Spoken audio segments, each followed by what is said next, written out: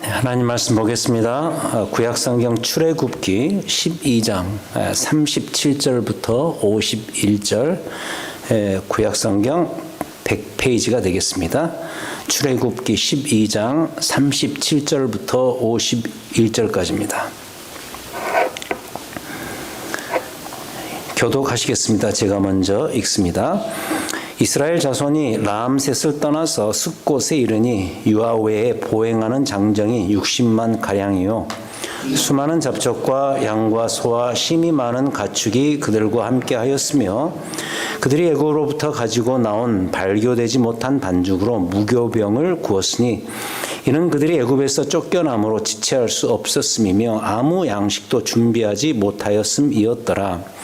이스라엘 자손이 애굽에 거주한 지 430년이라 430년이 끝나는 그날에 여호와의 군대가 다 애굽 땅에서 나왔은즉 이 밤은 그들을 애굽 땅에서 인도하여 내심으로 말미암아 여호와 앞에 지킬 것이니 이는 여호와의 밤이라 이스라엘 자손이 다 대대로 지킬 것이니라.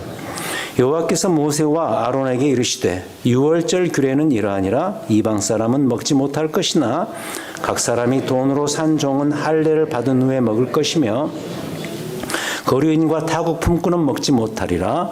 한 집에서 먹되 그 고기를 조금 더 집 밖으로 내지 말고 뼈도 꺾지 말지며 이스라엘 회중이 다 이것을 지킬지니라. 너희와 함께 거류하는 타국인이 여호와의 유월절을 지키고자 하거든 그 모든 남자는 할례를 받은 후에야 가까이하여 지킬지니 곧 그는 본토인과 같이 될 것이나 할례 받지 못한 자는 먹지 못할 것이니라.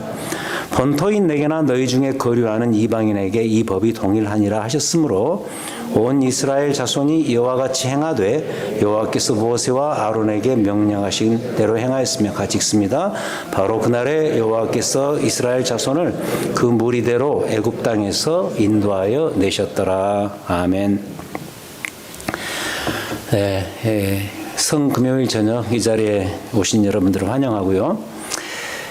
오늘 이 말씀을 통해서 그 출애굽의 어린 양 되신 우리 주 예수 그리스도를 다시 한번 묵상할 수 있는 귀한 시간이 되었으면 합니다. 제가 종종 드리는 말씀이지만은 구약 성경에서 말하는 그 구원, 이 구원의 이 패러다임이 있습니다. 이 패러다임이라는 말은 하나의 틀인데 구약 성경에서 말하는 구원을 이해하는 데 있어서 가장 중요하고 가장 많이 사용되는 패러다임, 하나의 틀이 있다면 그것은 역시 출애굽 사건입니다. 그래서 이 출애굽 사건은 우리가 생각하는 훨씬 이상으로 중요합니다. 마치 수학 공식과도 같은 거죠. 어떤 숫자를 갖다가 거기에 대입을 해도 딱딱 비슷한 답이 나올 수밖에 없는 그러한 구원의 공식이 바로 구약의 출애굽 사건이었습니다. 이것은 심지어 신약 성경, 그러니까 그리스도를 통해서 이루신 그 구원을 다루는 신약 성경에서마저도 구약의 이 출애굽 사건을 하나의 틀로 삼아서 그리스도께서 행하신 모든 그 사역과 삶의 과정을 설명할 수가 있습니다. 특별히 오늘 읽은 이 본문은 이토록 중요한 사건인 출애굽 사건에 대한 일종의 그 브리핑 뉴스 같은, 이 헤드라인 뉴스 같은 그런 장면이 되겠습니다. 자, 어떤 장면으로 소개를 하고 있는가? 자, 일단 애굽에서 나온 숫자들부터 보겠습니다. 여기를 보면 37절에 이스라엘 자손이 라암셋을 떠나서 숫곳에 이르니 유아 외에 보행하는 장정이 60만 가량이다. 장정만 60만. 당시 성인 남자는 다 군인이었죠. 그래서 이들에게 딸린 가족까지 합한다면 좋기 150만에서는 200만까지는 됐을 것이다. 참으로 어마어마한 숫자죠. 자, 이 숫자는 어떤 숫자냐? 38절에 나오는 것처럼 수많은 잡족과 양과 소와 심이 많은 가축이 함께했던 정말 어마어마한 숫자였습니다. 여기에 특별히 잡족이라는 이 표현은 좀 표현이 그러한데 히브리인 말고 다른 인종을 의미하는 것이니까 그들도 이스라엘 백성들의 출애굽에 함께했습니다. 그렇다면 숫자는 더 불어났을 가능성이 크죠. 자, 그리고 그 다음 또 예언대로 그들은 애굽에서 아주 급히 나왔습니다. 39절에 보니까 그들이 애굽으로부터 가지고 나온 발교되지 못한 반죽으로 무교병을 구웠으니 이는 그들이 애굽에서 쫓겨남으로 지체할 수 없었음이며 아무 양식도 준비하지 못하였음이더라. 이 문제에 대해서는 앞에 12장 11절에 그들에게 이미 명한 내용입니다. 12장 11절로 가면은 이런 내용이 나옵니다. 6월절 음식과 관련해서 너희는 그것을 이렇게 먹을지니 허리에 띠를 띠고 발에 신을 신고 손에 지팡이를 잡고 급히 먹으라. 이것이 여호와의 6월절이니라. 6월절 음식을 먹을 때 이렇게 급히 먹으라. 이것은 애굽에 내리는 이 마지막 심판이 그 자체가 이미 위급한 성격을 띈 것이고 그 탈출 자체가 이미 위급한 사건이기 때문입니다. 그래서 그들은 오늘 이 말씀에 나오는 것처럼 발교되지 못한 반죽으로 구운 무교병을 먹었던 것이죠. 그러니까 쉽게 말하면 요리할 틈이 없었던 것이죠. 또한 그들이 애굽에서 나올 때는 그들의 선조인 야곱과 요셉 이후로 그의 후손들이 그 땅에서 거주한 지 정착한 지 430년이 되는 그때였습니다. 40절에 그렇게 나오죠. 이스라엘 자손이 애굽에 거주한 지 430년이라. 실로 긴 세월이죠. 그러니까 하나님은 이 의미입니다. 그 긴 세월 동안에 이스라엘 백성들의 출애굽을 이미 준비해 오셨던 그런 의미가 담겨져 있는 숫자입니다. 다시 말해서 이스라엘 백성들의 구원을 하나님께서 친히 그 긴 기간 동안에 준비해 오셨던 것입니다. 그리고는 결국 때가 찾아 이 일을 드디어 단행하시죠. 그것이 바로 이 출애굽 사건입니다. 여기에는 세 가지 특기할 만한 사실이 있습니다. 자, 먼저 첫 번째로 41절 보시면은 430년이 끝나는 그날에 여호와의 군대가 다 애굽 땅에서 나왔은즉, 자, 여호와의 군대로서 그들이 출애굽을 했다. 약간 흥미로운 사실이죠. 그동안 내내 출애굽 사건을 이스라엘 일반 백성들을 향한 주제처럼 이야기를 해오다가 여기서 느닷없이 여호와의 군대라는 말을 쓰면서 출애굽에 대한 언급을 하고 있다는 것이죠. 자, 여호와의 군대라는 말을 쓰는 이유가 뭘까? 그 이유는 어쩌면 출애굽 시작부터 마지막까지, 이 마지막이라는 것은 광야 40년 생활을 이미 포함하는 것이죠. 그러니까 그 긴 기간 동안에 이 이스라엘 백성들은 어떤 전쟁의 세팅에 놓여 있을 수밖에 없었기 때문입니다. 그러니까 출애굽을 그들의 가나안 정착까지 포함해서 무려 40년 긴 여정을 포함시킨다면, 그래서 그들은 이 출애굽 시작부터 시작해서 광야 생활 전체를 놓고 볼 때 광야를 행진하는 가나안 땅까지 도착하는 그 기간까지 하나의 여호와의 군대였다는 것이죠. 여러분 기억이 나실 줄 압니다. 제가 작년 내내 민수기 강의를 했습니다. 그때 계속해서 강조했던 사실입니다. 이 민수기라는 책은 출애굽해서 가나안 땅 들어가기 전까지 그 40년의 긴 광야 생활 자체를 설명하는 그런 책이기 때문에 이 민수기는 광야의 책이었다. 광야 40년을 담은 그들의 삶을 다룬 책이었다. 그래서 고로 민수기는 이 광야의 책이었습니다. 이게 첫 번째 포인트였고, 두 번째 포인트는 뭐냐? 민수기는 그래서 군대와 전시 상황의 책이었다. 그러니까 이스라엘이 가나안 땅까지 행진을 가려면은 그 사이에 전쟁을 할 수밖에 없는 그런 세팅이었던 것이죠. 전시 상황의 책이었다. 그러면서 그때 제가 계속해서 이런 말씀도 드렸습니다. 이스라엘 백성들의 광야 40년의 삶이 지금 우리의 삶을 대변한다면, represent 한다면, 지금 우리의 현재의 삶은 당시 이스라엘 백성들의 광야의 삶과 매우 흡사하다. 그들의 광야 40년이 지금 우리의 삶이다. 그래서 우리의 현재의 인생도 하나의 군대 세팅이라고 한다면 영적인 전쟁터와 같다. 이런 이야기를 계속해서 제가 했었습니다.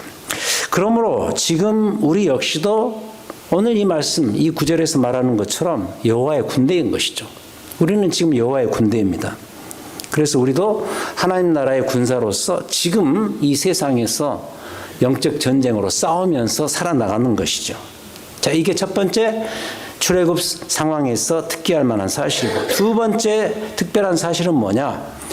그들은 밤에 출애굽을 했습니다. 42절 보니까 이 밤은 그들을 애굽 땅에서 인도하여 내심으로 말미암아 여호와 앞에 지킬 것이니, 이는 여기도 나옵니다. 여호와의 밤이라.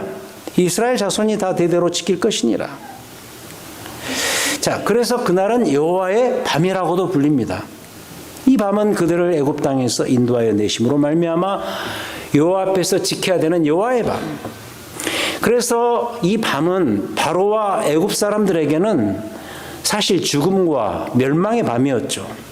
앞에 12장 30절에서 이런 기록이 나와 있습니다. 그 밤에 바로와 그 모든 신하와 모든 애굽 사람이 일어나고 애굽에 큰 부르짖음이 있었으니 이는 그 나라에 죽임을 당하지 아니한 집이 하나도 없었습니다. 그러니까 죽음과 멸망의 밤, 누구에게? 애굽 사람들에게는 그러한 멸망의 밤이었지만 애굽에서 나오는 이스라엘 백성들에게는 이 밤은 구원의 밤이었다는 것이죠. 그래서도 이 밤은 사실은 그들의 밤이 아닌 여호와의 밤이었습니다. 이게 그렇다면 뭘 말하는 것일까?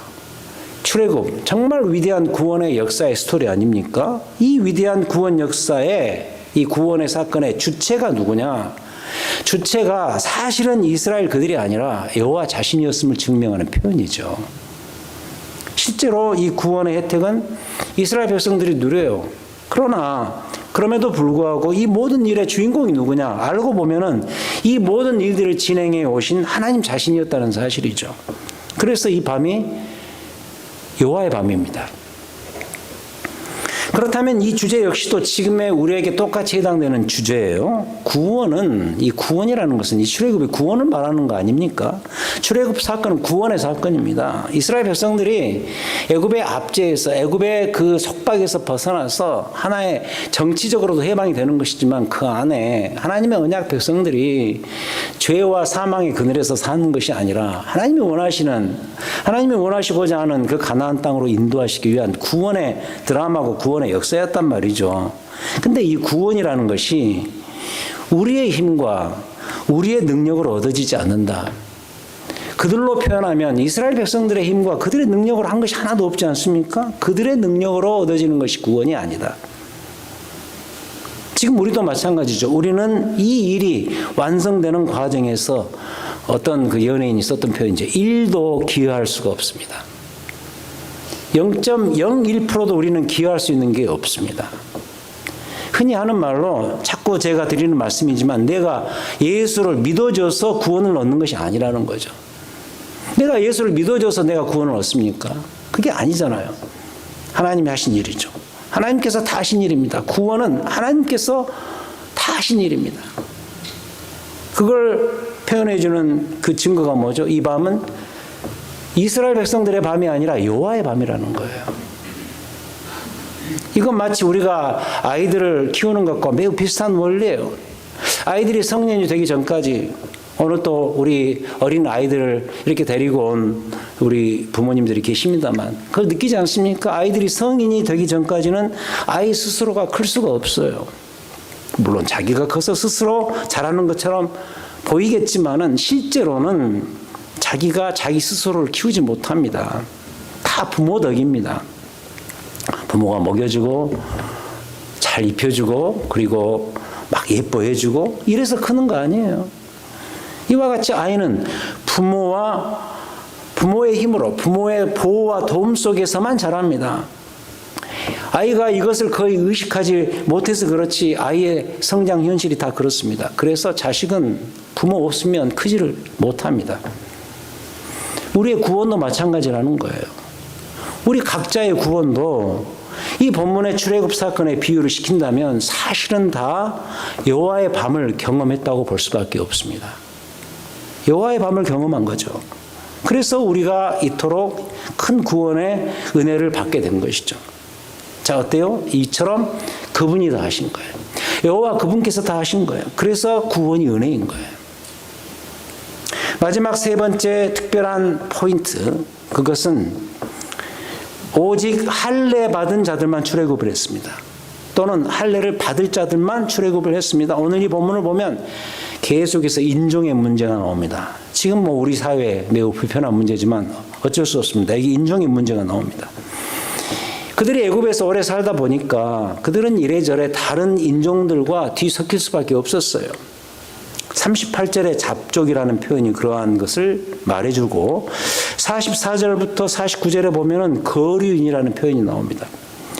그러므로 출애굽의 대상의 범주가 이스라엘이라는 순수 혈통 중심이기도 했지만은 그것보다는 어쩌면 구원의 표식인 할례를 중심으로 해서 이루어졌다는 것이죠. 44절에 보시면 각 사람이 돈으로 산 종은 할례를 받은 후에 이 유월절 음식을 먹으라. 그 다음에 48절 너희와 함께 거류하는 타국인이 여호와의 유월절을 지키고자 하거든 그 모든 남자는 할례를 받은 후에야 가까이 하여 지킬지니. 자, 여러분 할례가 뭐죠? 할례는 구원받은 자의 증표입니다. 할례를 받아서 구원을 받는 그런 그룹으로 들어갈 수 있는 것이 아니고 구원을 받았기 때문에 할례를 받는 거예요. 그래서도 구원이라는 것은 결국에는 민족과 혈통을 뛰어넘는 문제고 그래서도 이것은 구원이 하나님 자신의 은혜로 주도하신 사건이었음을 증명하는 거죠. 그럼에도 불구하고 심지어 예수님 오셨던 그 당시까지도 그 이후에 심지어 사도 시대까지도 사도 바울이 활동했던 그 시점까지도 이 할례라는 것이 유대인의 유대인됨을 표현해주는 유일한 표시인 것처럼 생각을 했단 말이죠. 여러분 그 갈라디아서 같은 경우 보면 이 할례가 얼마나 유대인들에게 중요했습니까? 그때까지도. 주님이 오셔서 다 그 문제를 해결하셨는데도 그들에게 여전히 중요한 문제였고 초대교회 때 이 문제를 가지고 얼마나 왈가왈부를 했습니까? 하지만 그걸 아셔야 됩니다. 구약 성경에 나오는 모든 제도와 의식들은 예수 그리스도께서 오신 이후로 그것의 진정한 의미가 온전하게 다 성취되고 정착이 되었다는 사실을 우리는 늘 기억하면서 신약 시대를 살아와야 되고 그리고 이 신약 성경에 나오는 그 모든 스토리들을 이해를 해야 돼요. 그리고 그리스도를 그런 관점에서 이해하고 믿어야 우리가 이 그리스도 중심의 이 신약 시대 믿음의 이 삶을 제대로 살 수가 있는 것 아니겠습니까? 그렇다면 이 할례를 놓고 볼 때 이 할례는 인종의 주제가 아니고 결국 구원의 주제와 관련된다는 사실이죠. 그래서 내가 육체적으로 할례를 받았느냐 안 받았느냐가 더 중요한 것이 아니고 그 어느 누가 되었든 간에 어느 인종이든 간에 예수 그리스도의 보혈의 공로를 믿고 그가 구원받은 백성의 대열로 들어왔느냐 들어오지 못했느냐가 더 중요하다는 거예요. 그래서 이 신약 시대에는 구약의 할례를 그래서 세례로 인정을 합니다. 즉 할례의 의미가 세례로 정착이 된 셈인 것이죠.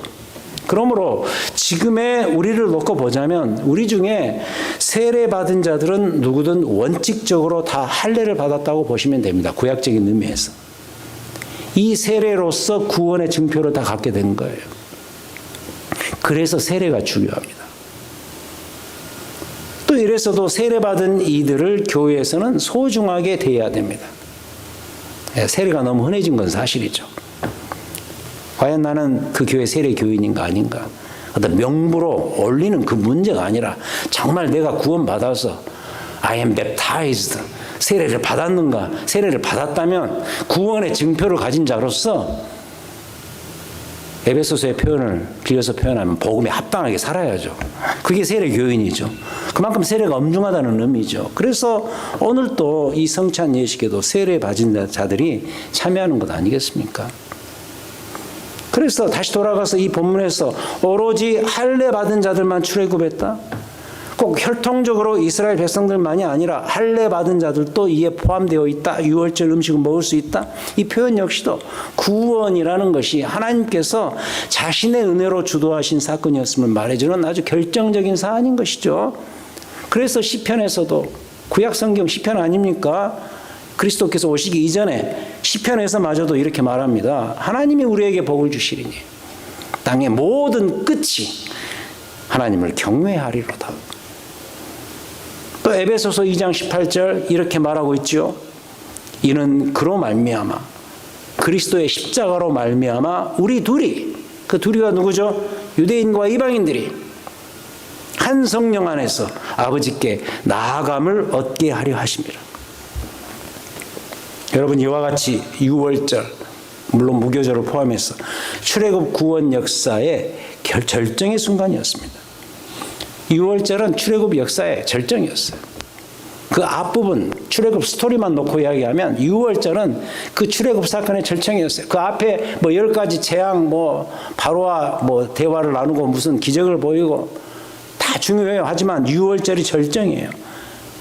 그래서 출애굽의 진정한 성취인 우리 주 예수 그리스도를 유월절 어린 양이라고 부르는 거예요.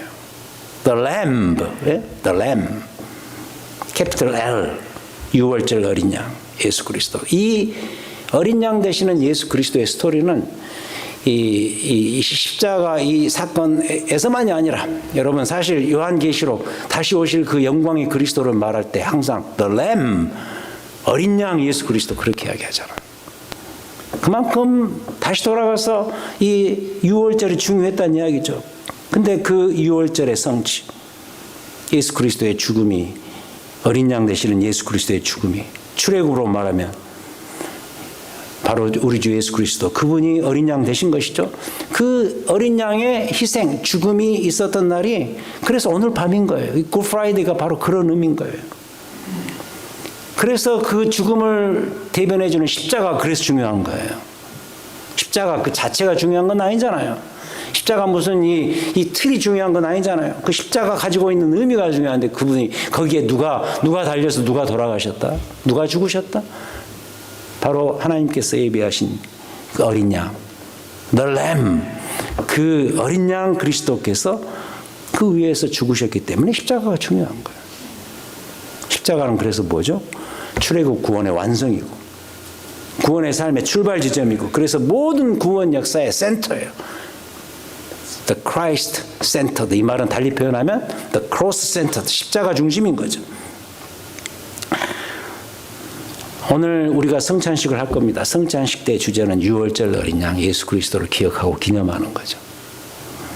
남가주 샌디에고 인근에 있는 웨스트민스터 신학교, 제 아들이 나온 신학교인데요. 웨스트민스터 신학교 조직 신학 교수의 그 마이클 호튼이라는 아주 대단한 분이 계십니다. 그분이 많은 책을 썼습니다. 참 책을 많이 썼고요. 참 책들이 좋습니다. 그 명저가 하나 있는데 저희 교회에 그 번역된 그 책이 있는 걸로 제가 압니다. 그리스도 없는 기독교. The Christless Christianity라는 책이 있어요. Christless Christianity. 여러분, Christianity, 기독교 그러면 Christian이라는 말, 그 Christ라는 말이 그 중심에 있는 표현 아닙니까? 그리스도를 믿는 종교가 기독교 아닙니까? 그만큼 그리스도가 중요한데 놀랍게도 Christless. 그리스도가 없는 기독교 말이 안 되지 않습니까? 근데 그런 현상이 벌어지고 있다는 것을 지적한 굉장히 중요한 책인데, 그리스도 없는 기독교, 현대 문제 있는 기독교를 지적하는 책이죠. 그 책에서 그가 이런 이야기를 합니다. 현대 기독교의 위험의 주범이 뭐냐? 현대 기독교가 예수 그리스도를 빼버린 상태에서 문화적인 종교로 둔갑해버리는 현상을 지목해요. 그리스도가 없는 거예요. 그러면서 그냥 문화만 남는, 컬처만 남는 거예요. 이게 지금 현대 기독교의 문제다. 근데 그 내용 안으로 더 깊이 들어가 보면 그리스도도 빼버리지만 그리스도의 십자가도 제거하는 거죠. 그래서 어떤 그리스도만 남게 하는가? 승리의 그리스도, 영광의 그리스도. 그 영광이라는 것은 물론 성경적으로 말하는 영광이 아니고 우리가 생각하는 이 현상의 이 세상의 영광을 생각하는 거예요. 승리주의로 가는 거예요. 그건 아니에요, 여러분. 정치와 또 연결시켜가지고 승리주의, 승리하는 그런 어떤 그리스도만 남겨버리는 그 이런 식의 방식. 그러나 여러분, 그리스도의 십자가의 고난을 빼버린 상태에서 우리가 어떻게 기독교의 본질은 구원의 은혜로 논할 수가 있겠는가? 불가능한 이야기예요. 말도 안 되는 이야기예요. 희생이 있어야 구원이 성립돼요. 출애굽 때도 보세요. 유월절 어린 양의 희생의 피 때문에 이스라엘 백성들, 이스라엘 장자들이 다 살지 않았던가요? 그만큼 죄는 엄중하다는 의미가 있습니다. 이 죄가 너무 엄중하고 무게가 있는 문제이기 때문에 거기에 대한 처절한 확실한 대가가 지불되어야 그 죄에서 벗어날 수 있는 거예요. 그게 바로 어린 양의 희생의 피였어요. 근데 그 어린 양 모든 희생의 피를 한꺼번에 다 담아서 진이 어린 양 되신 분이 누구냐? 바로 예수 그리스도 그분이시라는 거예요. 그래서 그분을 어린 양, the lamb 그렇게 이야기하는 거예요. 그리고 그게 더 뒤로 연결되어서 이스라엘 백성들이 다 함께 살아나는 구원의 출애굽이 있지 않았습니까? 이와 같이 결론은 이겁니다. 희생이 있어야 구원이 있어요. 오늘 이 성금요일 저녁에 우리는 유월절 어린 양 그리스도를 기억해야 돼요. 특히 그분이 감당하신 십자가의 중요성을 다시 묵상하셔야 돼요. 그로 인해 우리 안에서 감사의 마음이 생겨나야 하고, 이 감사의 마음은 오늘 이 저녁만이 아니라 우리의 남은 삶을 지배해야 돼요. 오늘 또 내일 또 이 십자가를 기억하며 살아가고 지내시는 여러분들의 남은 여생이 되시기를 우리 주님의 이름으로 축원드립니다. 하나님, 정말 맞습니다. 아들 그리스도의 희생이 없었으면 우리의 구원은 달성되지 못합니다. 주께서 우리를 위해서 죽으셨기에 우리가 죄에서 건짐을 받았고, 그로 인해서 주께서 우리에게 베풀어 주신 그 구원의 삶을 풍성히 누릴 수 있음을 저희들이 분명히 믿습니다. 우리가 이미 알고 있는 이 엄중한 사실, 너무나도 중요한 사실, 오늘 이 성금요일 저녁에 특히 절기적으로 놓고 볼 때 그리스도께서 친히 죽으심을 경험한 이 저녁에 우리가 다시 한번 묵상합니다. 오늘 이 말씀을 통해서 얻은 내용을 기억하고 우리의 이 성찬 예식을 통해서 고백하고 감사할 수 있는 축복의 현장이 될 수 있도록 도우시옵소서. 우리 구주 예수 그리스도의 이름으로 기도하였습니다. 아멘.